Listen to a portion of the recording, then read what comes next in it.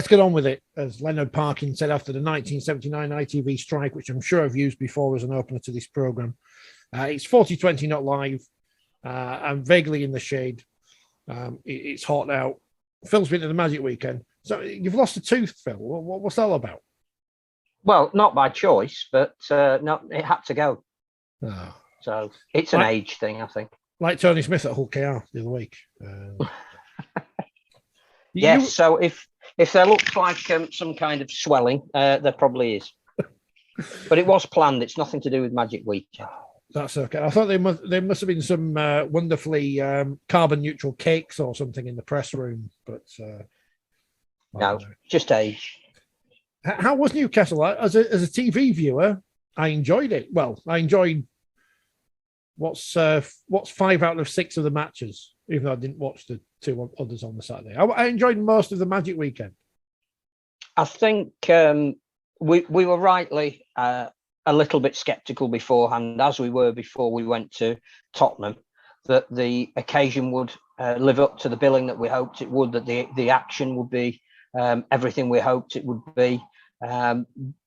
But, every time we question rugby league, the 2 things that dig you out are the fans and their loyalty, and the players and their ability. And it was absolutely fantastic. It was as good a Magic Weekend in the round as anyone I've been to. I mean, clearly having great weather helps. It just adds to a sprightliness to the mood. And of course, there was an artisan ice cream seller in the fan zone, and you've got to, haven't you? That obviously is a part of the day.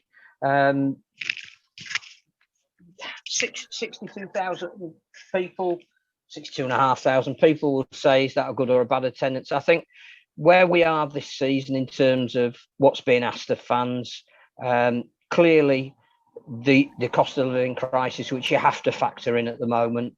I think that, to get more than we did the last time we had a Magic Weekend was an excellent return. And yeah, we can market it better. And yes, we can, we've asked post the figures coming out, what percentage of people are there from the Northeast and its region. We haven't had the answer on that yet. All of that needs to go into the wash and the review. And I think what it did prove was that Newcastle, if you're going to have the Magic, whatever format you have it, when you have it in the season, whether it's part of the regular season or one of these horrid loop fixtures that we should be getting rid of, Newcastle's the right place to have it. Absolutely buzzing. I think the other thing that was great for just wandering around was not just the shirts of a lot of clubs that were there when their teams weren't playing. So you could see, I'm picking totally at random, Hull and Hull KR fans there on the Saturday, even though they were the last game on the Sunday. It's the variety of shirts within each supporting group was amazing as well. So, there were commemorative shirts, especially for the occasion. And arguably the best one of them all was the Rob Burrow one. And there were loads of those in evidence. And again, that lent enchantment to the weekend as well, having him there and obviously his kids leading out the team. And he, absolutely massive kudos to Castleford for buying into that as well. He's from the town and they had his logo and insignia on their kits. All of that, fantastic. But every club supporters wore such a vast array of colourful kits that it added to the atmosphere. I think the other thing they really got right this year was that they had a really important game to kick it off, which they couldn't have known. But in terms of significance, that Wakefield-Toulouse game meant a lot of people were in the stadium. And clearly, a whole derby at the end, which finished in the way that it did, bearing in mind that both of those teams had no form going into the game. The atmosphere again and the sound in the stadium as it finished. Normally, it's the last 2,000 that are standing and we need to get off and get our train and do you fancy leaving a bit early to miss the traffic? There was none of that because you just couldn't go. That game was, right to the last minute and the last play. So all the ingredients, the bravery, Ben Garcia having his ear ripped off. There are so many stories, all of them that reflect really well on the sport. And the action, I think, was, as you said, I think you make a case for there was something intrinsic in all 6 of the games. And certainly, Wigan Saints was as good a game as we've seen this season. I think as a TV viewer, so I'm looking at this as someone who pays my money to Sky, and I'm sat at home and I've got 6 games of rugby league in one venue over the weekend, I thought it felt different to a regular round because Sky present it slightly differently. It's not just the usual suspects on there. You had, Earl Crabtree turn up and look like a giant compared to Brian McDermott. And Jimmy Just Buchanan isn't a small person, is he? But he's a big tiny lad. He's a big lad. I mean, Brian Carney's a winger, so he will be small. But Carl Harrison, of course, who famously wouldn't speak to Radio Yorkshire, he was on the telly. So he just had that different kind of feeling to it because it was different. I enjoyed it as a TV viewer. So, as you say, all the games had something in them. You don't notice, I know people bang on about empty seats. You don't notice them because it's a bit like the Union Sevens crowd, people drift in and out of the ground. You're not expected to be there from 12 o'clock until whatever time the last game finishes. It's not that kind of event. You're supposed to drift in and out, go to the fan zone or whatever. The atmosphere comes across fine on TV. I've been there. I love the location. It's great. The fans obviously love it. If it wasn't magic, that you could do something else there. I'm not sure what. I mean, now we've decided that, maybe Wembley's not the be-all and end-all. Maybe you do have the Challenge Cup final there because it is, without using the word iconic, it is one of those great grounds, those great cathedral-style sports grounds that would give you the right location for a Challenge Cup final or a grand final if we have to move away from Old Trafford for a time.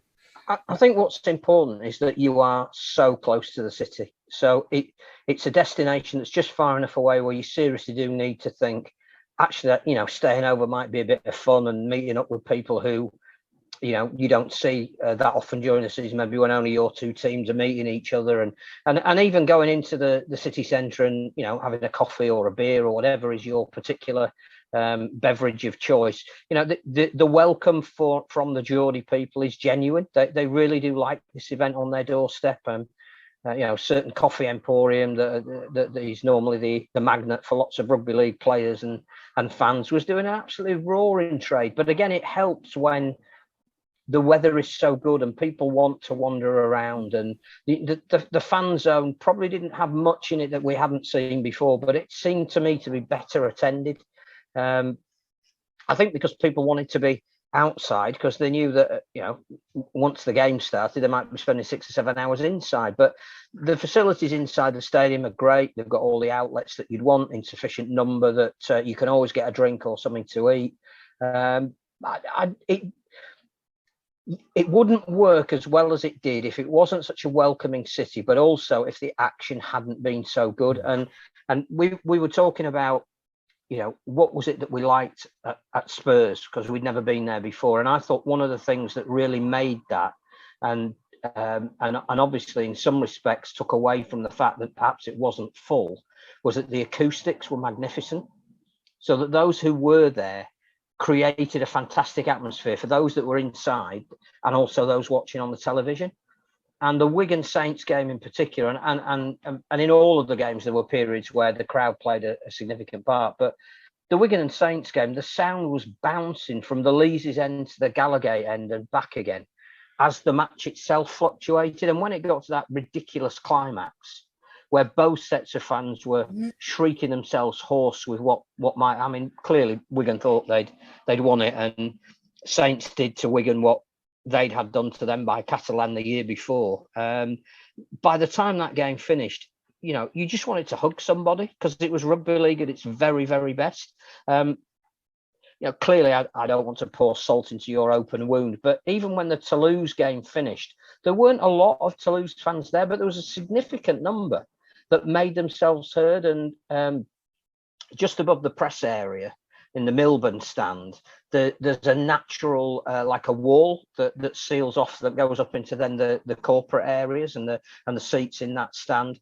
And all of the Toulouse fans who come to the game, and there must have been, I don't know, 50, 70 of them maybe, were all lined up along that wall singing incredible songs and trying to get the message over to the players just as they were coming off. And again, if you're a neutral, it was a fantastic, we don't, that's something to celebrate as a sport.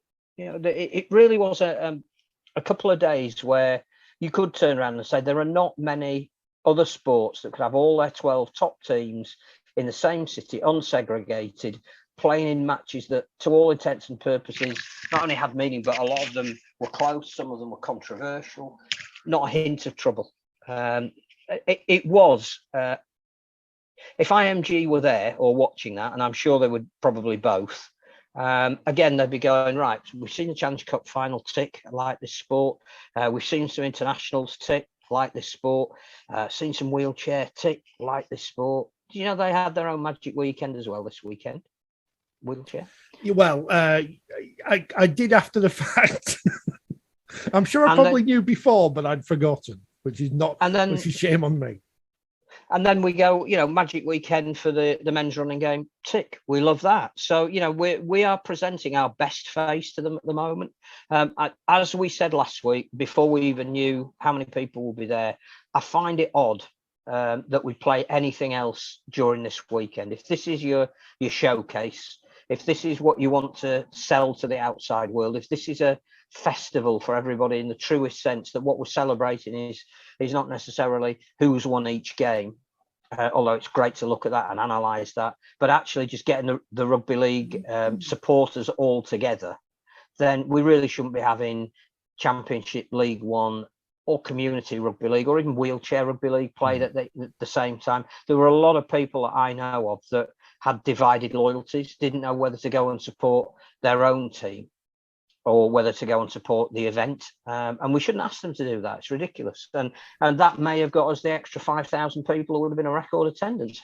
Who knows? But I think if you were sat in your Super League office this afternoon, counting up the pros, balancing out the cons, huge success. Positivity here. I'll tell you about my experience on Saturday in a moment.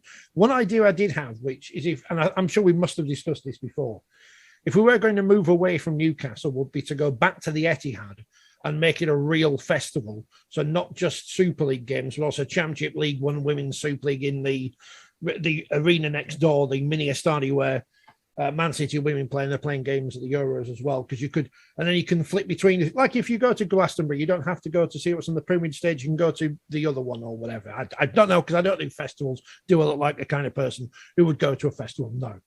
Now, I did on Saturday go to Bramall Lane, which of course will be hosting England versus Greece in the World Cup coming up. You could have heard from John Dutton on the programme. I interviewed him last week, but it was on Teams and it didn't record properly, so you didn't miss anything. But he played a brilliant straight back to my question about Nadine Dorries. So, what can you do? He's a professional. But I went to Bramall Lane to watch the Euros because we got tickets. Netherlands versus Sweden. And, we people criticise Super League, and we do sometimes, but there was nothing to do at the ground. There was no fan zone at the ground. There was somewhere else in Sheffield, but if you're actually at the ground itself, there's nothing to do there bar watch a football match, which obviously is what you're there for. But it did feel like, it felt like an event, but only because of the brilliant Dutch and Swedish supporters who were there. Yeah. Of which I don't know how many of the 20,000 were Dutch and Swedish, but there were lots of orange and lots of yellow. We were sat next to the Swedes in the Kop, who had a massive drum and a megaphone, who didn't shut up from after the anthems finished to the end of the game. They made the atmosphere. If they hadn't have been there, it would have been a bit sterile. Now, the sport, the first half was a bit meh. Second half was much better. It was a good game. Finished 1-1, but that's irrelevant. As an event, I think without those fans out, it wouldn't have had the positive impact it's had on me. Whereas, obviously, we talk about the Magic Weekend. There was a great atmosphere. It came across on TV. And I think any neutrals there would have bought into it. I was talking to somebody there in the press room who is monitoring the Women's Euros at the moment. And I think you should do, because you can learn from other tournaments. Clearly, we've got, a massive one coming up at the end of the year. And they'd been to Old Trafford for the opening game, said, fantastic, got everything right, filled the stadium, great noise, loads of kids, especially young girls, screeching all the way through it. Different sound, different vibe to men's football. Then when, I think, was it Southampton? Was there a game in Southampton? Yeah. I think that was the Northern Ireland Norway game, perhaps. And said, not the same. Again, clearly the same amount of effort hadn't gone into making that opening game a sellout into one of the group games. And 9,000 people or whatever the official attendance was in St Mary's, it didn't have that atmosphere. Not to detract in any way from the game. I'm sure it was brilliant. I've watched a bit of the Women's Euros. I really like it. I think the skill levels are really high, and there is a huge buy-in. But I think just putting something on these days is not enough. Just saying there's a fixture. I think you do have to do things around it. We were very lucky at Magic that what we got to talk about for 2 solid days was what had happened on the field. And, you know, some incredible individual and team performances, and some games that will have a bearing as we move a little bit further down the line to the end of the season. Good time to have it. We've not had it in July before. And I think with a third of the season still to go, those games had a little bit more meaning. When it's right at the end of the season, it's probably too close to the end. It's almost a distorting round in some ways. When it's too early in the season, there isn't really a form line. When it was this weekend, you know, Saturday, for example, you had a game that is going to determine what may happen at the bottom. You've got a game that's going to determine what may happen at the top. And there was a game that may determine which teams are going to make the playoffs. You know, you could not have had that better for terms of maintaining the interest even for the neutral. So we were fortunate in that respect, but the players delivered. And I think you're right, you've got to be careful. Put a game on, tell people about it. That's one thing. Give them a reason to go and enjoy the experience, and almost take. It's a little bit like going to Catalan, and hopefully next week I'll let you know what it's like going to Toulouse as well. But you minimise what the 80 minutes means while you're there. You're going to have an experience. You're going because it's something you may only do once in your life, and it's possibly the excitement of getting on a plane to go to a rugby league. You know, all of those things. You want to do it if you can at least once to say you've done it. And I think Magic was a bit like that this weekend, particularly that there was understandable scepticism, but once you got there and you bought into it, and there was so much to do, and there were so many people that were just enjoying being there and being part of it. And again, go back to the very first point I made, the weather really helps. If it had been raining, it wouldn't have been the same. But have it in July, there's a fair chance it's not going to be raining. It had everything. And you know, you're right, we do, where we feel it's right and proper, point out deficiencies perhaps of administration. Whoever worked so hard to put that Magic weekend on, all of the people that there were a lot of volunteers there. I think they deserved enormous credit. That there aren't that many staff in Super League and the RFL these days. Those that were there had to do a hell of a lot of work covering a number of areas. Hats off to them. And I think Sky as well. You know, we all have our feelings about whether they're treating us now as, you know, we're getting to the end of a long and relationship, and perhaps it's not as loving as it once was. Whether that's true or not, sometimes you feel like that. But you know, they put time and effort into that. They saved money on the camera positions, the technical side of things, but they were investing in, you know, whether you like the technology or not, you think it adds to the experience or not. To have that, and John Wells analysing it as it goes on, it's a different dimension. It made it feel different. I'm not sure what it told us. It told us that Ash Hanley's very fast running back and tackling Greg Eden. We probably got that from watching it, but you didn't know how fast that was compared to other people. You know, the meters gained was really interesting, and you know, the fact that players do almost 10k in a game at high speed, you should never take that for granted. But I think that they work really hard to. You'll know there isn't a huge gap between games, and the longer a game goes on with either an injury or the prospect of golden point extra time, the harder it is for broadcasters to get everything and do everything that they want to do. They work really hard. I briefly spoke to Jenna Brooks over the water cooler, which we all needed on Saturday for sure. After the second game, and she was knackered. You know, genuinely excited and really up for it. But, you know, one game is tiring mentally, you know, to keep switched on. Two is doubly so. 6 over the course of a weekend. I would imagine they've all been asleep today because everybody worked really hard to make it a success, and it was. Yeah, unless you support a team who perhaps didn't. Well, yeah, it's going to be tough now for the Wakefield Club Shop to sell those kits, isn't it? Even though I like it, but it's another Magic Weekend special kit in which we've lost that we've got to try and sell. So good luck to the team in the shop, my former colleagues there. My thoughts are with you.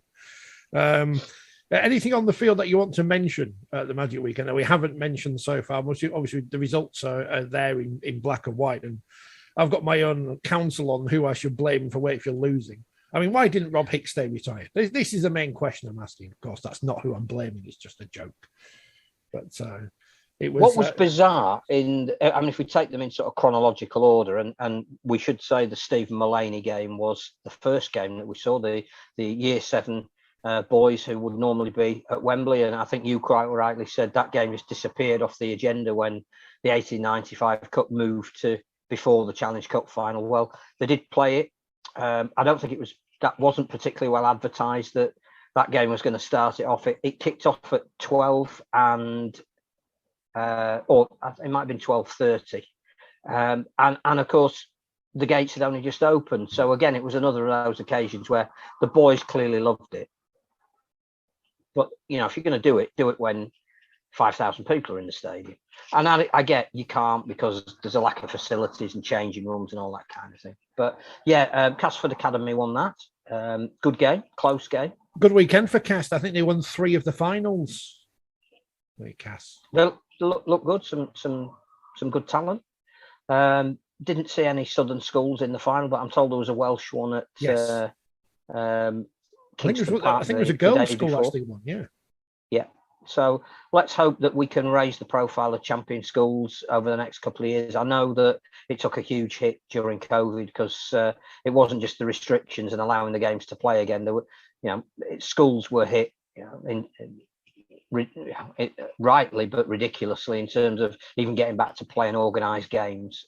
So it will probably take a couple of years to get back to what it was. But that needs to be highlighted as a feature in the calendar. And if you are going to play the game as a curtain raiser, let us know. There may not have been too many more people that wanted to watch 4 games instead of 3, but it's what the boys deserve. I think a juncture here to talk about LDRL as well, which made a couple of appearances over the weekend on the main pitch, and there was some activity going on the pitch outside as well in St James's Park itself.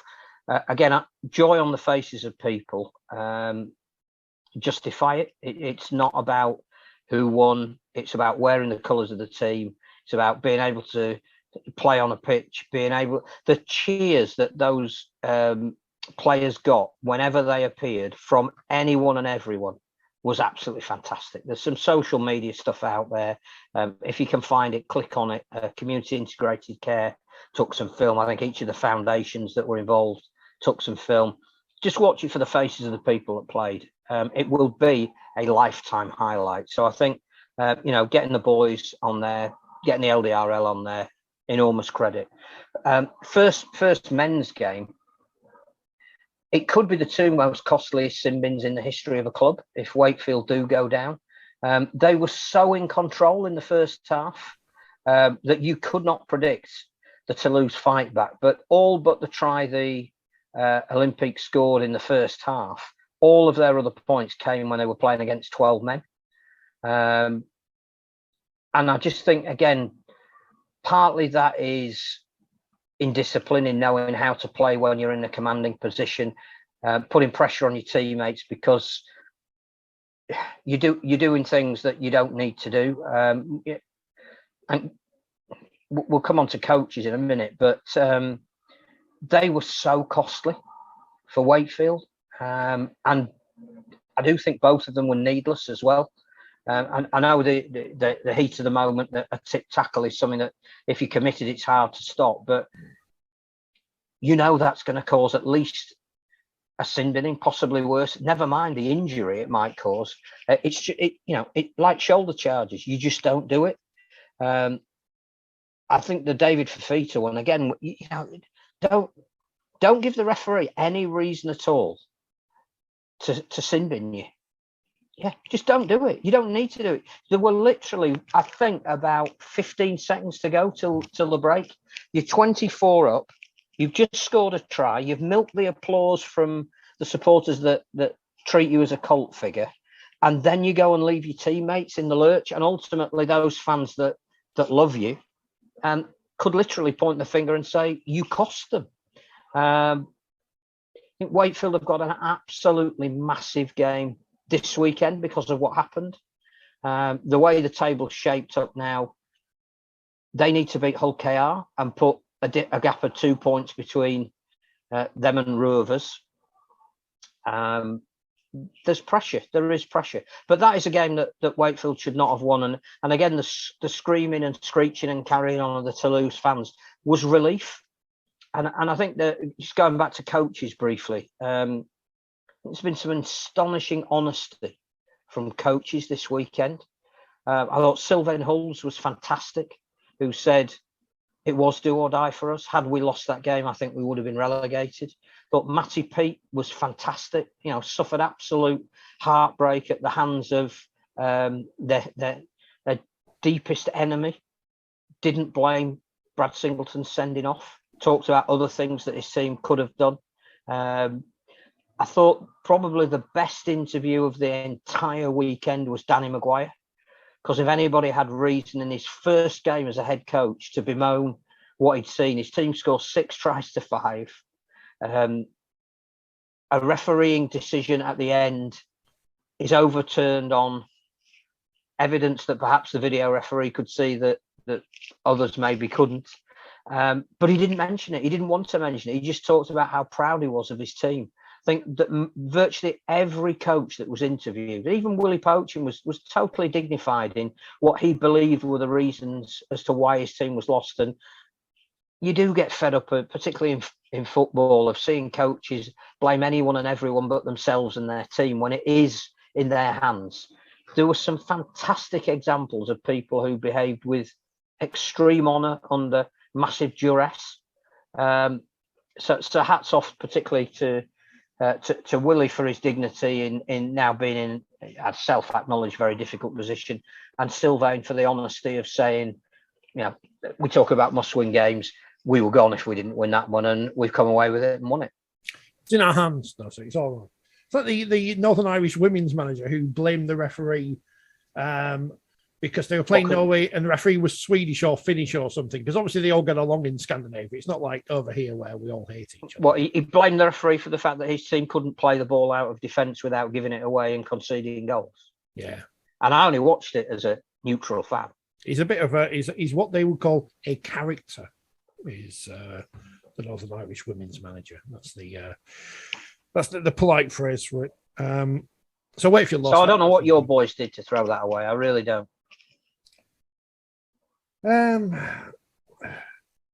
Well, you've mentioned the key point of the game. I mean, why you give away a penalty at that point of a half when everything's comfortable? I don't know. I think the other thing as well is because of the situation they're in the second half, when things started to go against them, very good players stop doing things that make them very good. And it's understandable, because when there is a roll on, I won't use the word momentum in case Rod's tuning in. The first thing you have to do is try and get the ball back. And you stop doing the things, even the territorial way that you play the game, because you panic, you try and solve things yourself. You throw passes that aren't on, or you miss tackles that you wouldn't normally miss. And it was just one of those occasions where once Toulouse got in a groove, they played with the Gallic flair that meant that when the ball sticks, it's worth the try that they scored off Jacob Miller's hands. That just shows that when a team is running a tide, it goes with them. When a team is completely out of luck, it doesn't. And I think, again, your heads drop a little bit more because you think you've done enough to at least stop that attack. And then it goes up to the video ref and quite rightly gives the try. So, I think Wakefield just got caught in the headlights towards the end. I'm just looking on an online thesaurus or other words for momentum we can use. when they've got the drive, the thrust. Oh, that's the other the ascendancy. Yeah, that's the other use of the word of momentum, really, isn't it? That's not the one I mean. Encouragement, the impetus, the incentive. Perfect. There you go. There's a few more for later. Just use if anyone's wanting to tweet something and to annoy Rod, just put that instead. So it's all right. So big game this week for Wakefield and Toulouse, of course. They've both got big games this weekend. And that following that rather, St Helens versus Wigan, 20 points to 18. In the week where Regan Grace he's going for the challenge of billions of pounds in France, and good luck to him. Fleece them for all they've got, Regan. It's all dirty money from the Vichy government. He scored his 90th try, apparently. I read it somewhere. But Wigan, brave, plucky Wigan, did not win. St Helens did. And a very entertaining game from the highlights I've seen. Absolutely magnificent. I mean, in terms of quality, one of the best games of the season. But when you look at just that last 10 minutes, Wigan conjure a fantastic try. And that combination between Field and French is at times completely undefendable. Saints have got the best defence in the competition, and there is no way, however good you are, you can stop pace and the ability and vision to carve out the kind of try that looked like it had won Wigan the game. It was a magnificent piece of play. But I have to go to the final try that won it, which I think sums up why St Helens are so good. Will Hopewasi, who's barely played, but was magnificent on Saturday afternoon. Absolutely superb. He passes a ball with virtually the last play of the game. Again, one of these sight unseen pass and give, receive and give balls that under pressure 9 times out of 10 would go forward in the stand on the floor. The accuracy of that pass when you watch it again and the speed with which it was thrown and he tipped it on was an astonishing piece of skill. Joe Batchelor, who must surely at the moment, if they were to stop the voting for Man of Steel now, would win it. I mean, he's playing the most unbelievable rugby. Not only is in the right position to take the pass, but under that kind of pressure, makes the right decision to dummy to the Wigan defence and go through the gap.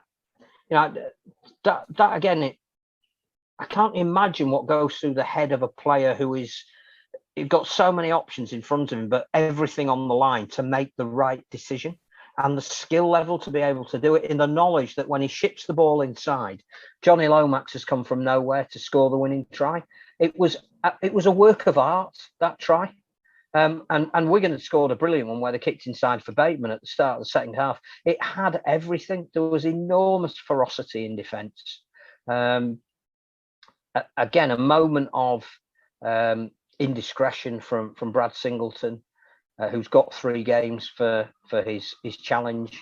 I don't think anybody. I'd be very surprised if we're going to appeal that. They didn't make a big deal of it afterwards in terms of they thought it was unjust. But that as a neutral was as good a game as you could wish to see. They both enjoyed playing on the wide open spaces with the sun on their back. It encouraged them to play. But the ferocity of the defences early on was magnificent.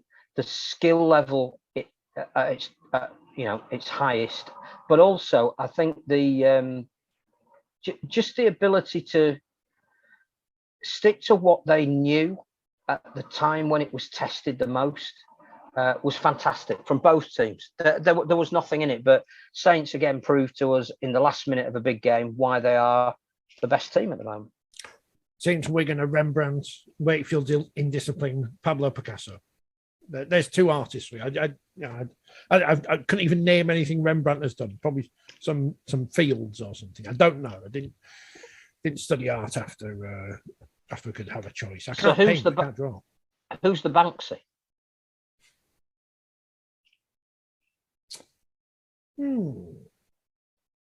Who is the modern rugby league maverick? Is there one? Is it Rangi Chase still? I think after this weekend, Mikey Lewis is Banksy. Coming up on the programme, we will have an interview with Harry Jones of the Wales wheelchair team, who you will discover is the second person in the history of this programme who has changed from dancing to rugby league. I can't believe there's another one, I know. But we were going on a historic trip as well. We won't spoil it, but... I mean, I might spoil it on the thumbnail for the thing, but yeah, and we'll talk about that in a bit. Because we're talking about the Magic Weekend. We talked about Wakefield and Toulouse. We talked about Saints and Wigan. And Saturday ended with Leeds beating Castleford. The people behind me at the football were updating me on the score on this one. I didn't ask them to. They just kept telling me who was winning. Which nice of them. Yeah. And there's, Castle winning, they said. But Cass did not win in the end. Cass lost to Leeds. Two great kits. What Magic Weekend's all about, blah, blah, blah. But, important win for Leeds after Castleford have picked up a couple in recent weeks as well. Yeah, they've now beaten Hull and Castleford, who are the two teams that they would nominally be chasing now for the last probably remaining spot in the playoffs. Yeah, but both teams had significant players missing. Leeds lost Blake Austin in the run-up. Word here for Corey Johnson, who should have been playing for Bradford on Friday night in their Magic Friday game with Newcastle. Less said about that for Bradford, the better. Difficult. So it always happens, doesn't it? You make an appointment where you upgrade the coach who's done such a good job on an interim basis, and you suffer your worst defeat of the season. But we need to segue into that at some point, so we'll have to do it in a bit. And the fallout of that as well, of Nigel Wood issuing a statement saying, "I didn't disrespect anybody in the aftermath." Corey Johnson could have been part of that game. Instead, he was at Magic Weekend playing for Leeds. I think there's a lot of people that when he first came through the academy at Headingley was saying, you can sometimes see people that are in advance of their contemporaries, and you look at them and go, they could really make it. And Johnson was that kid about 3 years ago, and for whatever reason, I think decided that rugby league wasn't for him and took a sabbatical from it. I think he agreed to become a full-time professional and then didn't want to. Went back to, I think it was Hunslet Parkside, and regained his love of the game just playing among his mates. Ended up, playing a bit at York, and now he's back in that professional environment. Called in Thursday afternoon when Austin injured his leg in a training session, playing in the unfamiliar position of standoff when he is, to all intents and purposes, a hooker, and could well be the reason why Brad Dwyer might not be offered a contract at Leeds. And again, whatever you read into the stats of what was put up there by Sky, was the only player, I think, that appeared in all three measurements that they took. So meters made and speed and what was the tackling? Was it tackling? I can't remember. But was in all of them. And again, for a early 20s kid who's playing his what would it be? I think fourth game of the season this season. Not expected to be there. That was an astonishing performance that got lost in a lot of other really good performances. Leeds were patient. The previous week against Hull, they got dominance through their attack. They had to match Cass in the first half in their defence, and then they had a purple period of, I think, 5 tries in, was it 20 odd minutes, that effectively won them the game, playing some lovely rugby. And Cass, who I think couldn't quite match the intensity at that time in the game, left themselves too much to do. So no, it had more to it than just an internecine West Yorkshire battle.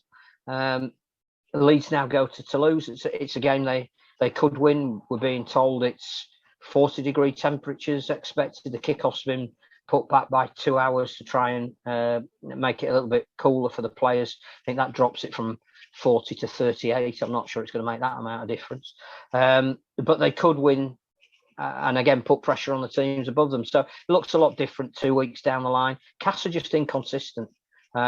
And clearly, losing Jake Truman for the remainder of his career there was a massive issue because it does affect your creativity. But Westerman was astonishing. 51 tackles, top tackler in the game. Played more like a standoff than a loose forward. Interesting duel with Cameron Smith. Both of them almost throwbacks to the Mick Crane type of loose forward, the ball handlers, but West Ham got through a huge amount of work as well. Beretta Faraimo on the wing was excellent, and the chase back for Ash Hanley to catch. Greg Eden probably says where Leeds are at the moment, because it was 5 minutes from time. He didn't have to do it, and the experiment of Eden at standoff for Truman, I don't think works as well as Johnson at standoff for Leeds, but an enjoyable game. Yeah, and as we say, two of the best kits of the weekend by far. I know it's a charity element, but I like both of them, which, that's sticking in the throat. It's not very good.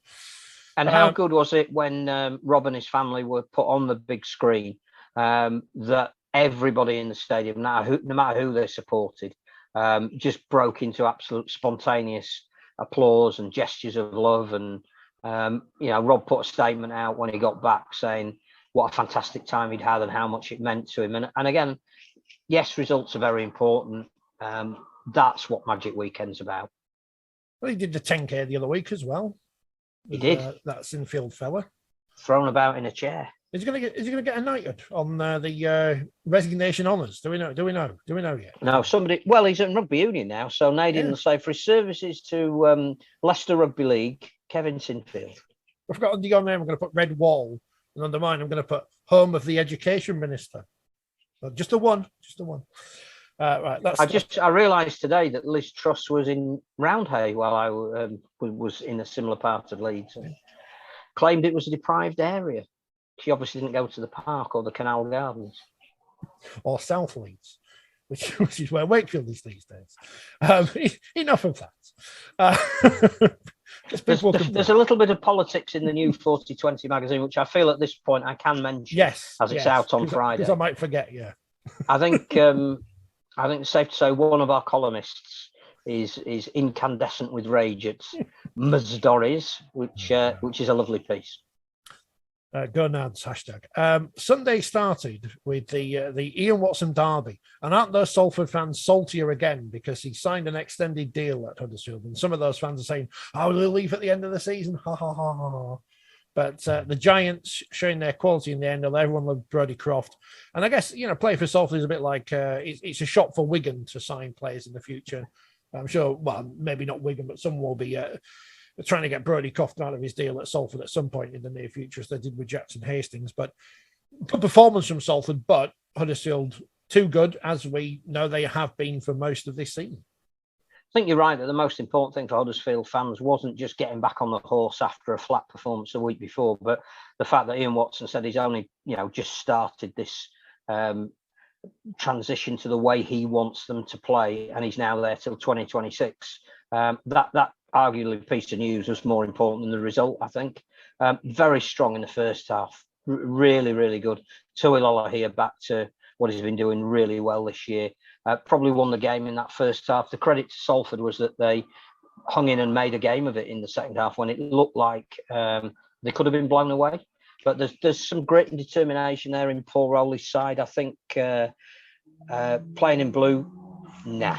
If you call the Red Devils, don't play in blue. Have a charity kit. I'm sure it had a resonance and a meaning, but just don't play in blue. But no, it was an entertaining game, and I think both teams like to play a certain way, and it was a lovely contrast of styles that, Huddersfield clearly do play a lot of very good attacking rugby. They do it on the basis of what they want to drain energy from the opposition first. So they tend to take it out of you before they play expansive rugby. And they can play, Jermaine McGilvery said afterwards, playing as well as he's ever played in his career, because they're getting the ball to him. That's not a team that just plays structure and system. They're exciting as well, but they do know when to play it. I think the interesting thing was that, Salford showed that they probably aren't going to get drawn back into the teams towards the bottom. They are going to challenge for the teams in the middle. They're very much the side, as we've always said, their squad is the thinnest, so that when they have injuries, it affects them more than anybody else. And we have had some injury. Gareth Widdop now looks like he's out for the season, and one or two others. Prognosis is not good. So if Salford can keep their main players, of which Callum Watkins and Brodie Croft are arguably the two that they need on the field as much as possible between now and the end of the season, They look all right. It was an entertaining game, an enjoyable game. Gareth Widdop, of course, was heavily rumoured with a move to Cass, and now he's injured. They can announce him in the way that Hull did with Jake Truman. When are Cass going to announce Jacob Miller's off there? Because everyone seems to know this is going to happen. I mean, I don't know anything that's going to happen. I need to point this out. I don't know anything, but everyone seems to know these things. Then when they get announced, you're like, didn't this happen months ago? And you're like, no, because they've only just been announced. But everyone knows what's going to happen. Would that be the same announcement about Luke Gale moving from Hull to Wakefield to fill the gap by Jacob Miller, who's gone to Castleford? You might want to wait a bit. You might want to wait a bit. Who's gone to Hull. So it's like a virtuous circle. Just wait a bit, Luke. Don't make a decision yet. Don't be hasty. Oh dear. Warrington Wolves. You mentioned Gareth Widdop there. They didn't need him. Scored his try, went off the pitch, and they put the Catalans to la sword. Ben Garcia's here. I mean, ridiculous. We said this every week about the people who play this ridiculous sport, and there's another example of it. But an off day for the Catalans, but a very good performance from Warrington. Because their fans look very happy at the end on the telly. Darryl Powell even smiled, so that's a positive to see.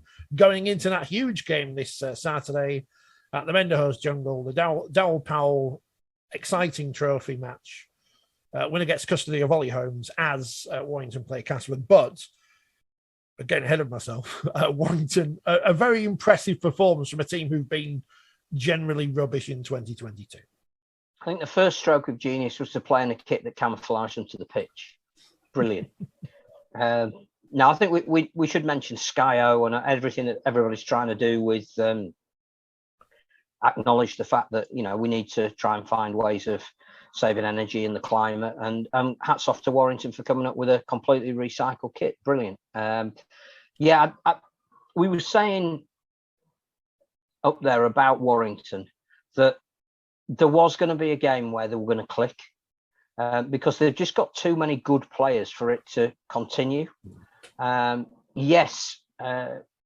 The psychological side of the game is one thing, and the more you get into this losing habit, the harder it is to get out of. And there was a feeling that their luck still wasn't with them when Widdop scores the opening try, and then you lose him for the rest of the game. But actually, they look like a team that I think Darryl Powell has designs on making them. Speed was right at the heart of everything, and getting the ball out wide to the likes of Jake Wardle and Matty Ashton, that really had an important effect. The Dragons are busted at the moment, partly through their own making. The suspensions that they've got meant that they were lightweight in the pack.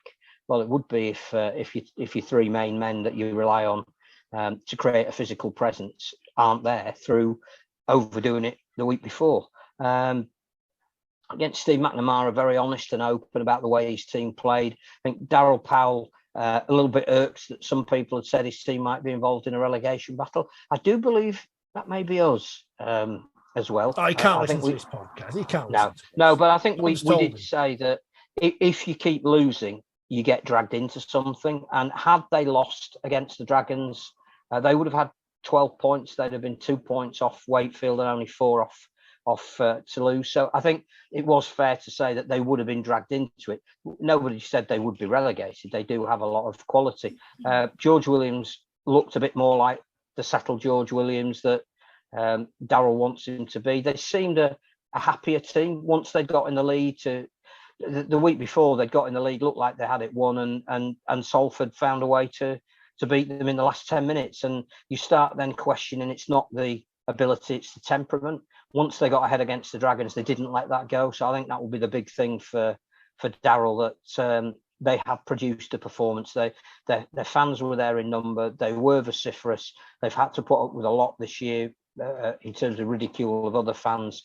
They were happy as they were leaving, and he was happy that he'd given them an event, an occasion that they could look at. Makes the top 4 interesting, because Huddersfield then end up at the end of the weekend above the Dragons, which is really interesting, bearing in mind that Huddersfield go to St Helens this week. So that's another test of whether they're going to stay in the top 3. I think Warrington now are one of those teams that are in that mid-table mix and still could make the playoffs. I think, like Leeds, if they did, they wouldn't trouble the final. But they're looking up rather than down this week. And looking up rather than down as well, Hull FC, who beat Hull KR 34-28. But as you mentioned earlier, Mikey Lewis, what a talent he is on the losing side here. But someone's got to be alongside George Williams in the World Cup. I mean, it's probably going to be Johnny Lomax. I'm not saying it's going to be Mikey Lewis, but it's got to be in contention for the squad at least, hasn't he? Because he is one of those X Factor players.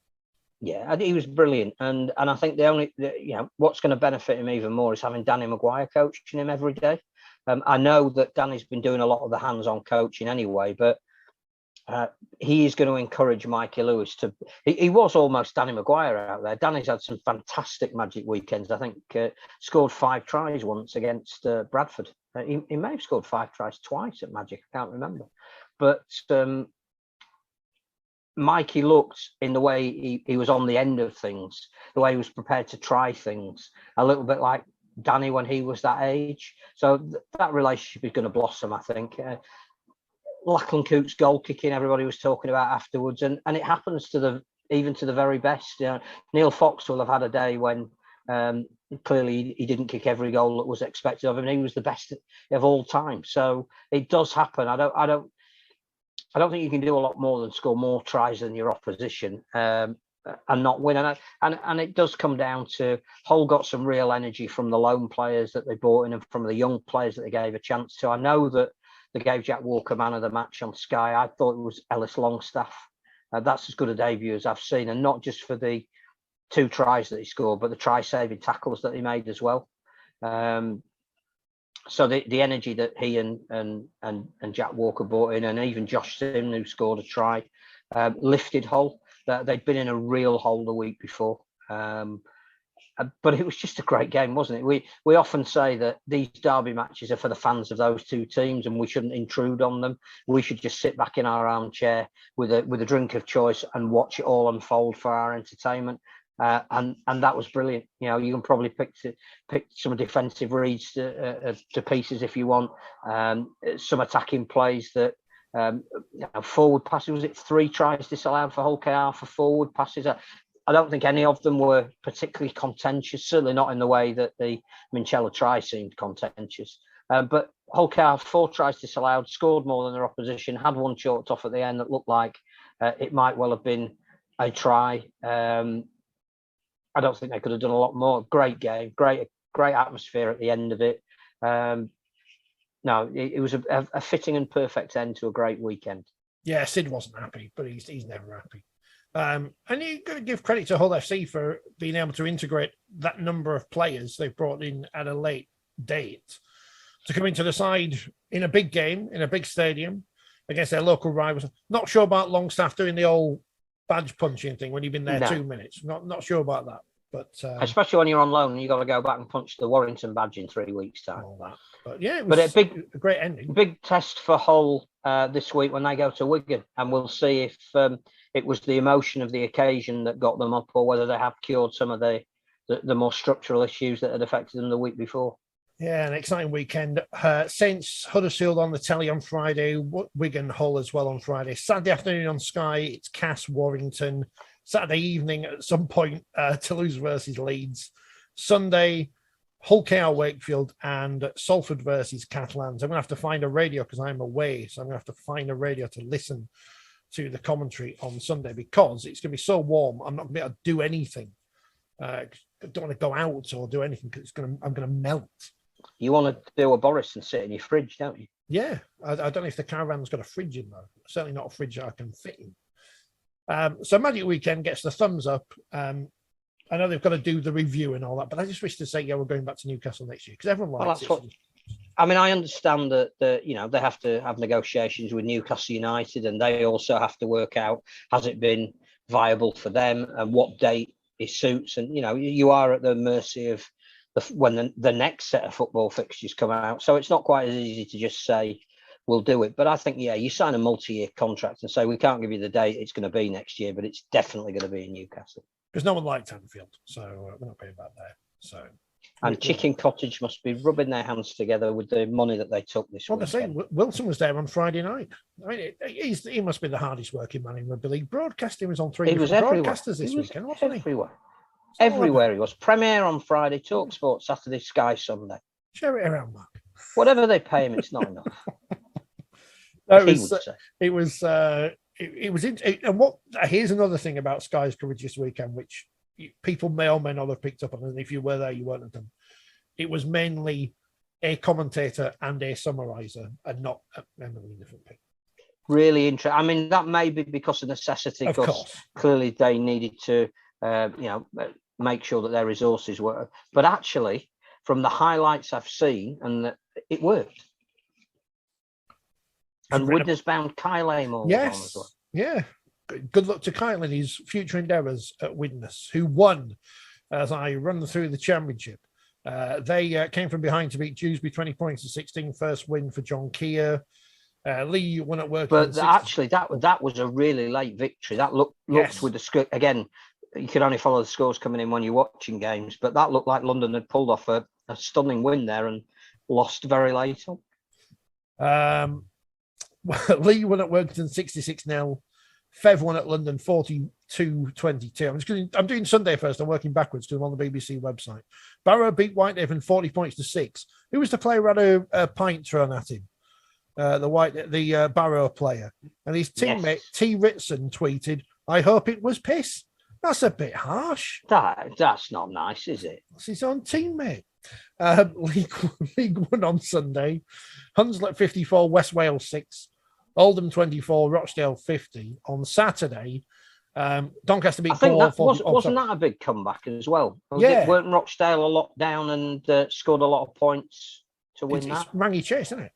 So it's all on Saturday, Cornwall lost to Doncaster 44-10. I think they had a man sent off early as well in that one. Not that Doncaster wouldn't have won anyway. Doncaster's that 4 on the trot? Yeah, they've found some form now, haven't they? North Wales back to form because obviously they had that great start and had a bit of a wobble. Won at Midlands 46-16. And London didn't play Keighley because of the old doctor thing, which is really ugly. Doesn't make you look like a professional sport. No, and we know there are reasons why, but you know. And on Friday, Batley beat Sheffield 20 points to 18 at the Olympic Legacy Park, which sounded like a very exciting game. And Newcastle Thunder beat Bradford Bulls 53-10. Now, that's a great result for Newcastle, especially any floating fans who turned up because it's Bradford and they're famous. Well, there were nearly 3,000 now, were there? Go. Bulls malcontent fan Andrew Foster tweeted me last week and said, would we talk about the appointment of Mark Dunning as new Bradford Bulls super head coach from his interim role?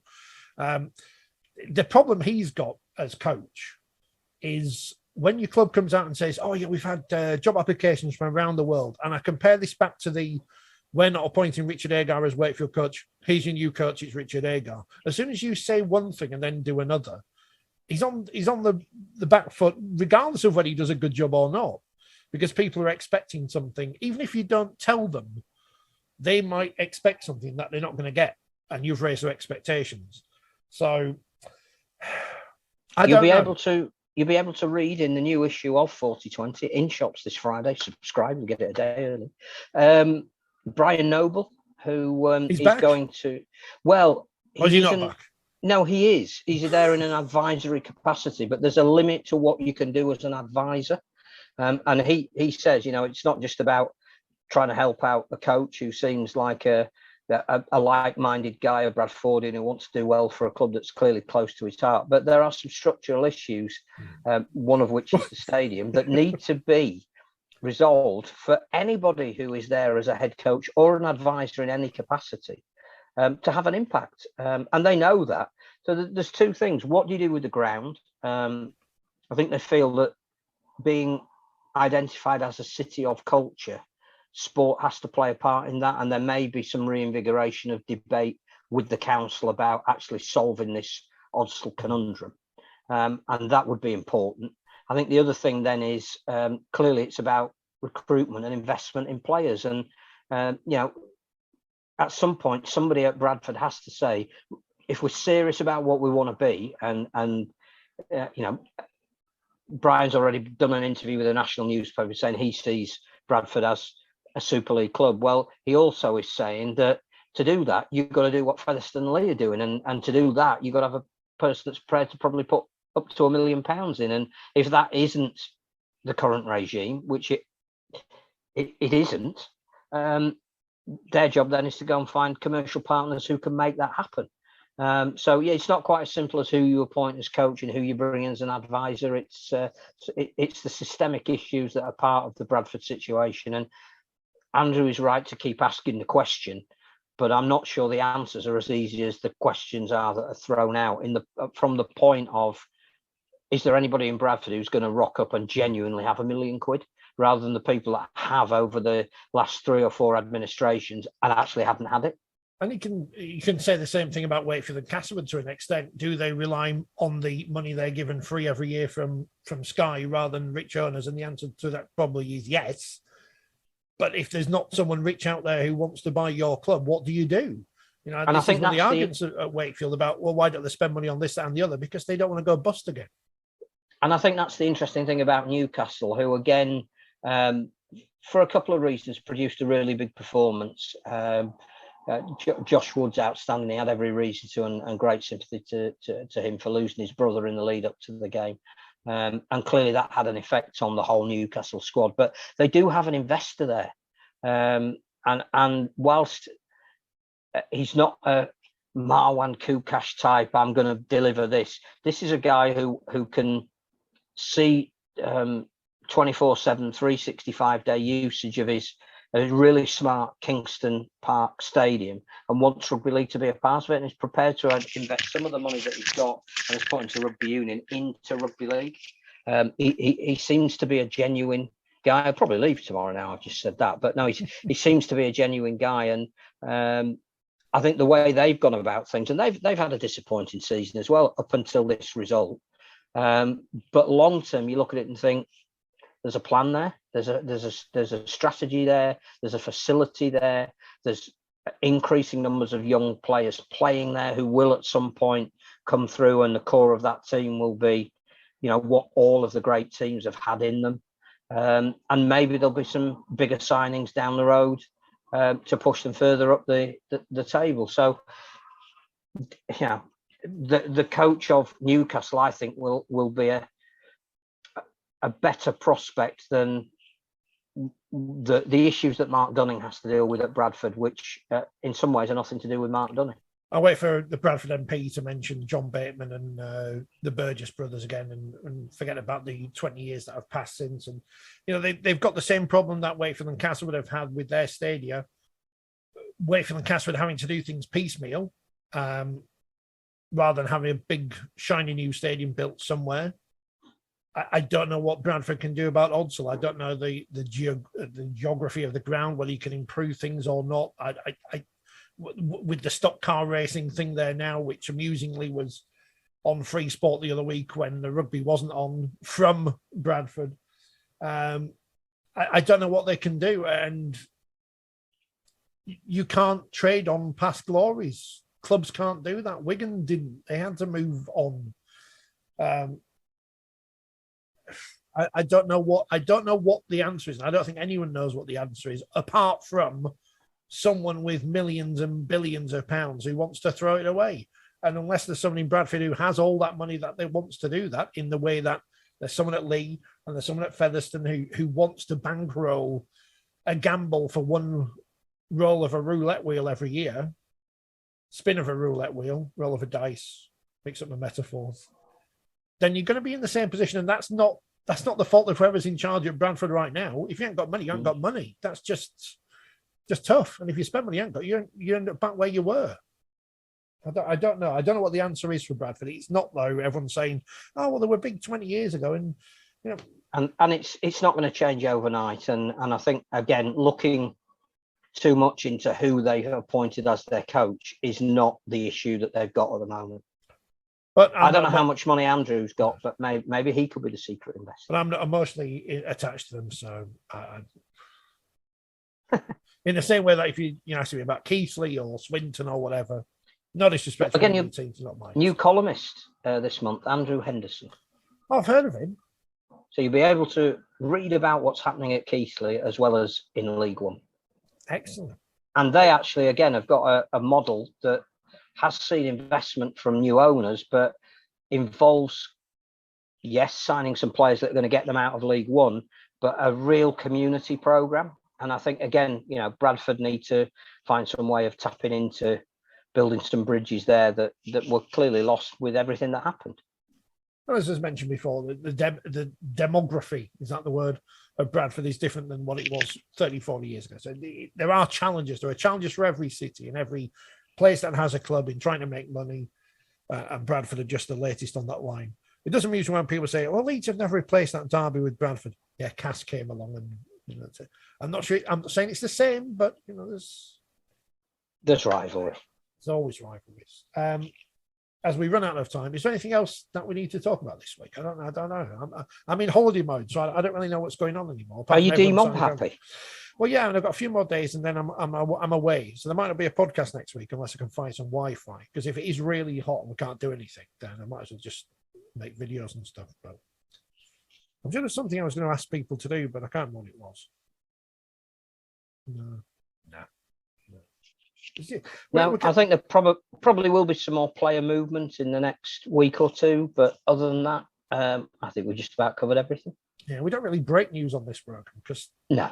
Oh no, it's just transfers. If it's not involving your club, man must know his limitations, and breaking news is not ours. If your club's not involved in a transfer, who cares? Jay Troom's off to Hull. All right. Oh, fair enough. But the magazine is out on Friday. What's in it? You're asking someone who 10 minutes before deadline was still...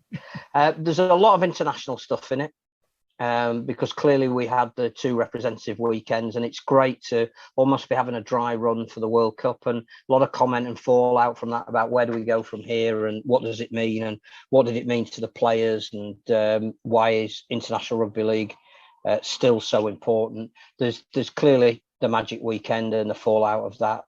I don't think that there's too many huge exclusives in there. Craig Lingard comes up with an idea that isn't the Bash Weekend.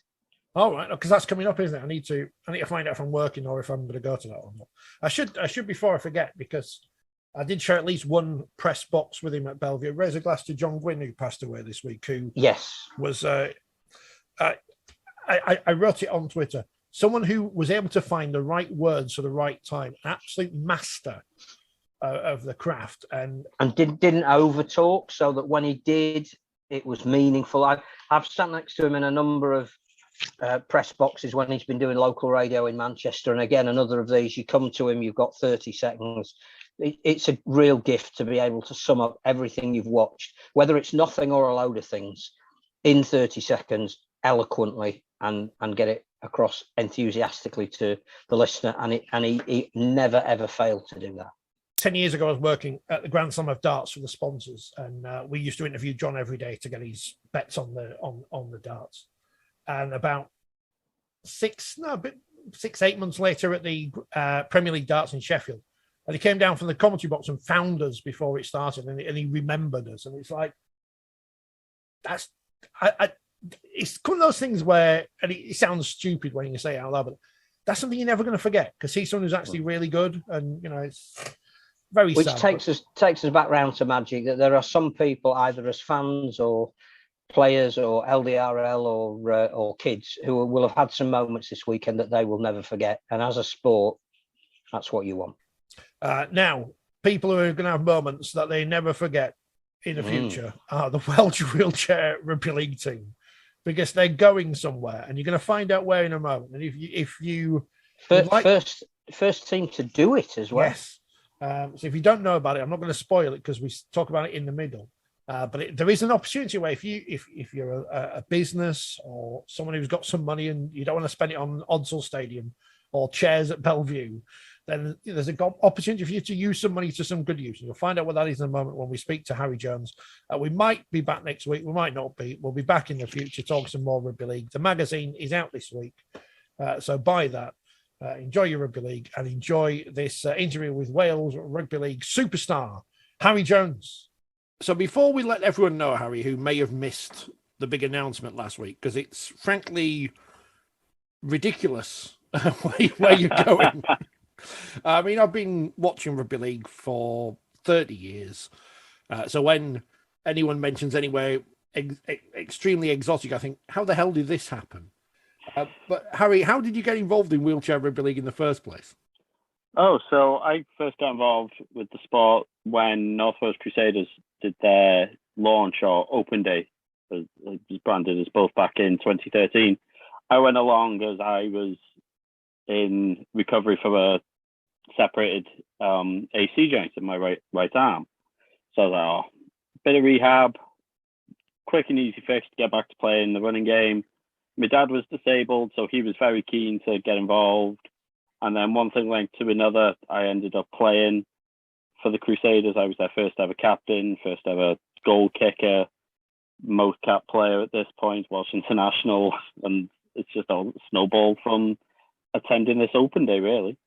I was going to say, it's probably the wrong phrase used, but almost a complete accident then that you got involved and have ended up in this position. Oh, yeah, complete accident. I thought, it'll be an easy way for me to get my shoulder back moving. And then it turned out I actually enjoyed this variation of the sport more than I enjoyed running around on a field. So you played the running game before then? Yeah, I used to play the running game for my local team in Wrexham, and I represented the North Wales rep team at under 16s level. You've not had a bad career then since 2013, as you say, going on to all this success with Wales. What is it like to go out there and represent your country at international sport? I know it's cliche, but no words can describe it. It's something else. Being me personally, I was told I'd never really amount to much in sport as a child, because I wasn't really a sporty child. I was a dancer, believe it or not.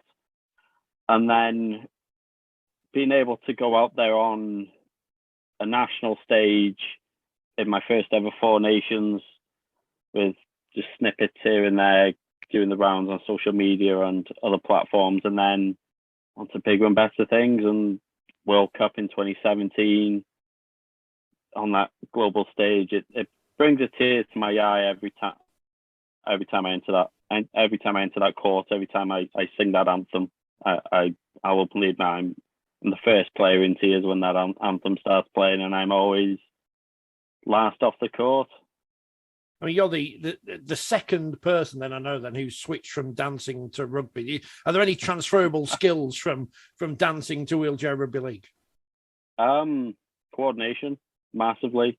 My hand coordination is just so, it needs to be so up there, being able to push, pass, as well as being able to center my balance and my center of gravity in my chair to make sure I don't tip out, tumble, fall. But then also if I do fall, I have to brace properly. People think, it's a case of hands out and then drop onto your forearms like you would if you're playing the running game, but it's completely not. It's completely different, but there are some transferable skills. I need to transfer running game into wheelchair, but there's some I've been able to transfer or adapt slightly. Is that one of the first things people ask you? Because I was talking about Wheelchair Rugby League at the weekend to someone, because we were at the Women's Euros in Sheffield, and obviously the World Cup's coming up, and some of the games are in Sheffield, and we're thinking about going on. And the first thing they say is, how do they get back in the chair? Is that the kind of thing that people ask you when you say, I am a Wheelchair Rugby League person? It's that kind of silly question, I guess. Yeah, I get questions like, you've got legs, why do you play in a wheelchair? And then I explain that one. Like, does it hurt? I'm like, oh, not really, because you've got like that protective barrier of the front of the wheelchair. And they're like, what happens if you come out? I'm like, well, this is different because it's different for everyone. Obviously, I'm lucky enough to have the use of both my legs, so I just unhook my foot and use that to lift myself up. But then you've got other players that don't have legs at all, and they're somehow able to right themselves. I remember the 2016 Four Nations in Rochdale. One of the players that he now doesn't play wheelchair, but he played for Leeds at the time. To get himself back up, he used to do a backwards roll in his wheelchair, and the momentum would flip him back up. So it's all about, for me, the easiest way is to explain. It's just you use your own momentum, like how tackle technique in the standard variation is. You use the person with the ball's momentum to tip them back. You use the momentum of potentially either someone else pushing against you to lift you up, or in like a press up type position, use that momentum, and then I flip my hips forward and I'll get straight back up. We hear a lot about siblings playing together. What's it like playing with your father? What's that kind of? How does that play on the emotions when you're out there on the pitch? Look, I say that. Luckily, I've not been able to play with him for a number of years, but it was something else because I got into rugby league very late. Well, we both did. My dad was a diehard rugby union fan, and we didn't get into rugby league until I birthed in North Wales. So I was 12 at the time.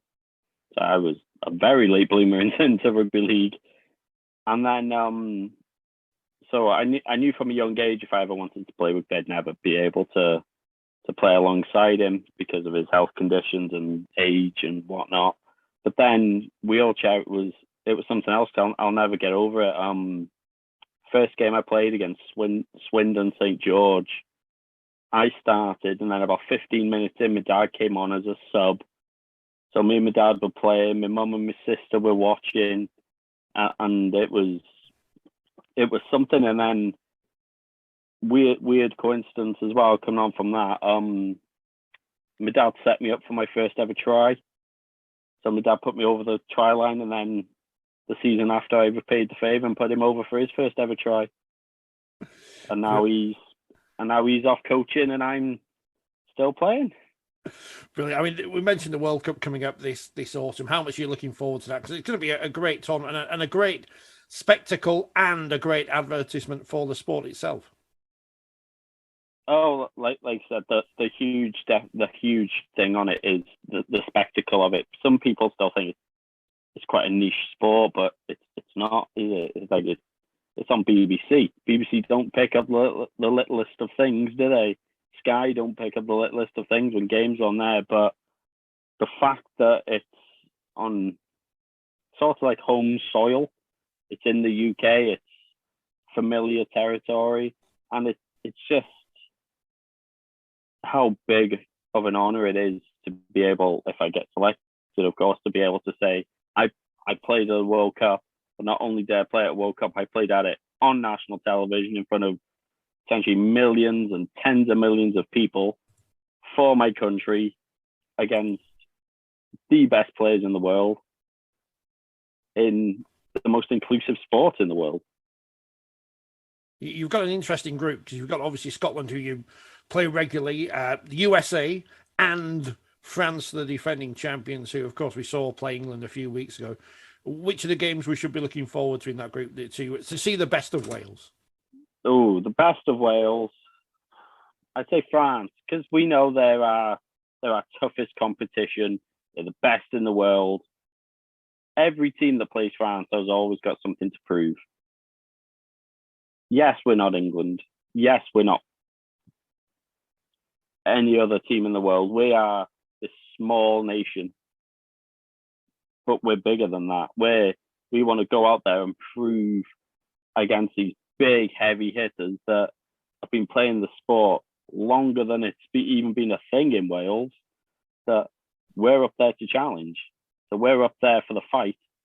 We're not going to roll over. And we're not going to go out there and try and play better than we are. We're going to aim to go out there and play our best style of rugby. Our rugby, it keeps us more comfortable and it makes it more enjoyable for us. So I'd say the France game, to get the best out of us.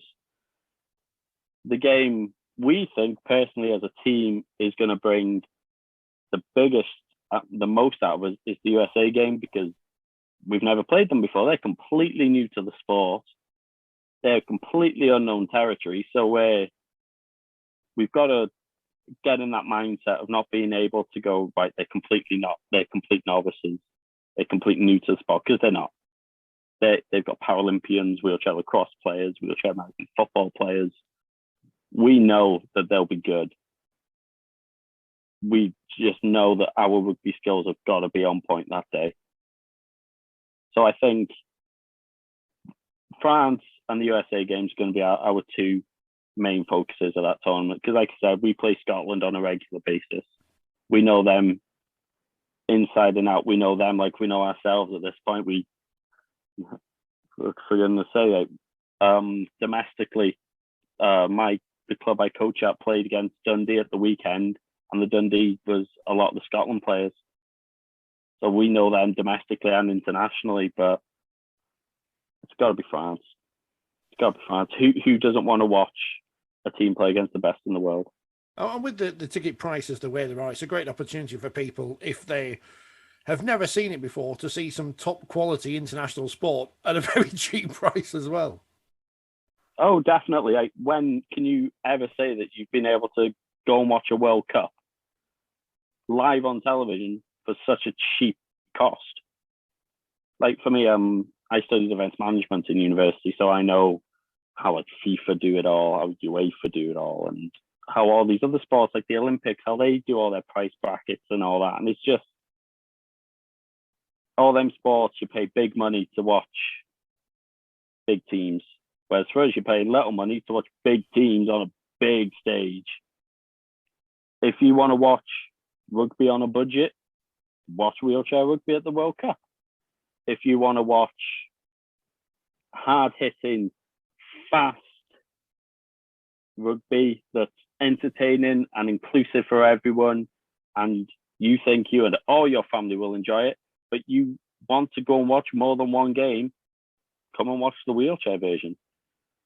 Because when you look at the prices, you can watch all our games for the price of some of the men's or women's games on their own. I think in Sheffield as well, especially where many of the games are going to be, there's a big ice hockey tradition there. I've watched ice hockey there for years as well, and there are similarities when I watch the two between. And it sounds bizarre because obviously the rules are completely different and the idea is completely different. But when I watch the two, it's just the movement on the pitch, and I've had to go in a chair for an hour, and it was a great experience, and I'd love to do it again. I'm completely useless, but it was great fun. We've got to stop telling people that you know, the noise is great when you bash into each other. But you told people it doesn't hurt. Everyone says it doesn't hurt. We've got to keep this mystery up that you're all massively tough people out there getting bashed about. Yeah. The big one that you said about the noise, it sounds worse than it is. Because at the end of it, you're slapping two huge pieces of metal together. It's going to sound a lot worse when the reality is you're a good couple of inches away from the other person. I've got to mention one of your teammates because she's at Leeds, Jodie-Ann Boyd-Ward. She's extremely competitive, I think is a fair way of describing it. Oh, she sure is at training. She brings a different level on all sorts. She brings that experience, but also a lot of fun, a lot of banter. But then on the other side, really competitive. It's down to the point like when we do like bleep tests, when we do little training scenarios, you know that you're up against it when you're against her. You know you've got to put all the work in just to get against a competitive streak. She helped me tackling when I had my little try in the chair, so I'm very much indebted to her. So the World Cup's coming up, but then next year, here's the big announcement from last week. You're going to Brazil. How did this come about? How the hell did this happen? Well, this happened through my club, North Wales Crusaders. I'm one of the trustees there, and playing the sport for years, as I'm sure every club in the world will know across all variants of rugby, you just get an abundance of kit build-up. You just have years of playing kit just stashed in storage for years on end. And then Brazil announced that they were going to launch the sport. So I reached out and said, look, we've got a load of old playing kit. They're up to international regulations. They're fully Velcroed. Don't need anything for them. Do you want them? Free of charge. And when I say they snapped my hand off, I'm surprised the man didn't fly over himself and shake my hand. I'd say within about 5 minutes of me sending that email saying, do you want this free kit? I had about 4 responses off him. And then it snowballed from there. It started off as a brief idea, like, And he was like, "Oh, I'd love for you to come over." And we were all like, "Yeah, I'm sure you would." And then we got more serious about it, and we had the conversation of, "Oh, let's look into it a bit more." And then now it's a case of they've said they want to play international rugby against us. They want us to help their development of domestic levels. So we were like, "Yeah, let's go over. Let's spend 10 days in that South American sun in February. Let's use that momentum from the World Cup. Let's use the profile of the sport and help a new nation develop." Because that's all what rugby is. It's a family, and we want to prove that we're willing to put the graft in, and we're willing to travel halfway across the planet to help a new developing nation spread the good word of our sport. I hope you're going to document this, because it sounds like some kind of bizarre one of these sporting documentaries that you see and you think, how did this happen? This is the kind of thing that needs to have some kind of film written about it. Well, thank you. Well, we're hopefully in talks. Well, I say hopefully. We're in talks with a few broadcasters that Excellent. may potentially be coming over with us. If not, there's some local ones in South America that want to broadcast the whole thing. But worst case scenario, we'll document it all ourselves, because, like I said, it's a phenomenon. It's something different. Like we saw it a few years ago. Like England went to France, England went to Australia, and I see that as they're going to a nation that's already fully developed in the sport just to play international rugby. Yeah, it's great. You're getting international game time, but why not help a new team? Why not fly to a new nation that wants to set up? So that's where it just came from, really. Like, we want to help other people. We're not in it for ourselves. We're not in it for our own benefit. We're in it to develop them. We're in it to benefit them. They want to be in the next World Cup. We want to make sure that they get into that World Cup by helping them develop. Yeah, no one's in rugby league for the money. That's something we Yeah, exactly. Exactly. So, I mean, is it all funded? Do you need sponsors? What are you just flying out there and just randomly just turning up with all this kit? How's it going to work? Well, I'm currently working on getting sponsors, because as I'm sure you can imagine, it's not cheap. It's going to cost each player. It's going to cost us around £1,000 each. So I am currently on the lookout for sponsors for both players and for the team as a whole. So if anyone wants to sponsor, please do reach out. I will happily talk to you. But like I said, no one's in rugby league for the money. We don't get paid. We're not paid athletes. We're not any of that. We're self-funded. We pay for it all ourselves. We pay for our training camps ourselves. We pay to get there. We pay to participate in fixtures. I saw that when we hosted the Celtic Cup this year, we paid to play in it, and that was our own home fixture. So we're always in the hunt for money, because we're not poor, but we're not funded fully by everyone. We talk about potential of rugby league, potential of wheelchair rugby league, women's rugby league, men's rugby league, whatever. I mean, I don't know how many people live in Brazil, but I'm sure there's quite a lot, and the country's massive compared to Wales as well. It's a great potential for rugby league in general to get the. Obviously, the women are at the World Cup, as we know, and the men's game is growing over there. But for another facet of rugby league to grow over there. Oh yeah, it's a huge untapped market. For like I said, they've got the women's in the World Cup. That's huge for women's rugby league in the Americas overall. And then you've got USA in the wheelchair. USA participate in the men's.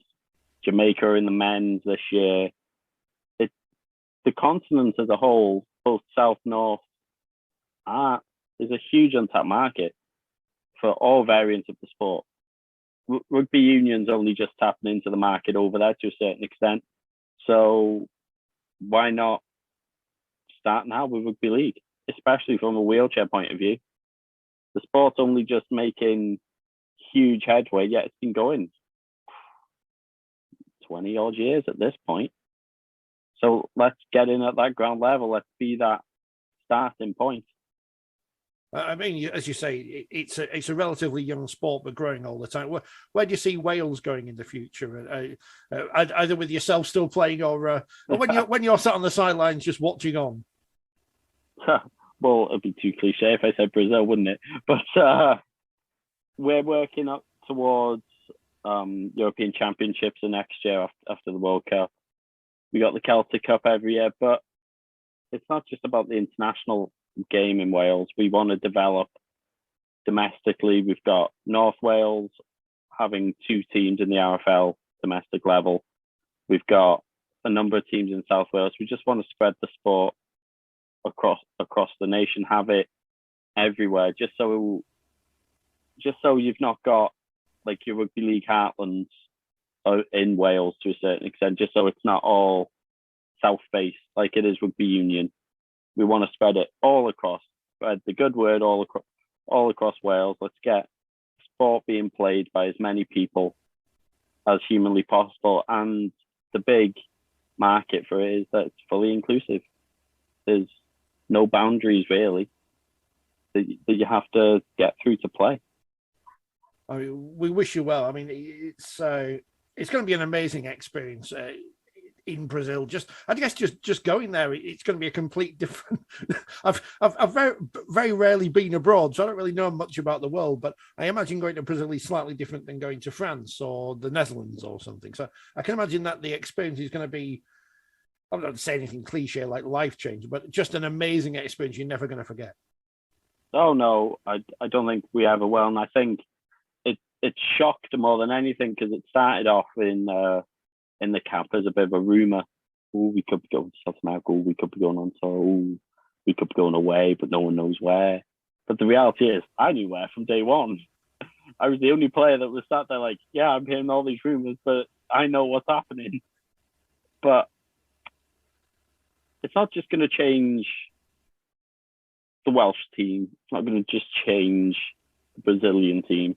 We hope it changes everyone.